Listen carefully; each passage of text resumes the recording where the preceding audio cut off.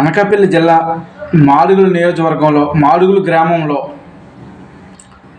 నేను ఒక హాస్పిటల్ చూసానండి. అది కార్పొరేట్ హాస్పిటల్ ఏమో.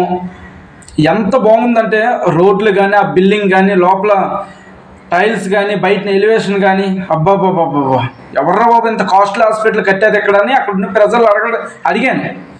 అడిగితే వాళ్ళందరూ జగనన్న అయ్యాంలో అయ్యిందయ్యా, బూడి ముత్యాలరెడ్డి గారు ఎమ్మెల్యేగా ఉంటప్పుడు, పంచాయతీ శాఖ మంత్రివర్యులుగా ఉంటప్పుడు ఈ హాస్పిటల్ పూర్తి అయిపోయింది, కాకపోతే వాళ్ళు ఓపెన్ చేయలేకపోయారు. పేదవాళ్ళ కోసం కట్టాడయ్యా జగనన్న బూడి ముత్యాలరెడ్డి గారును.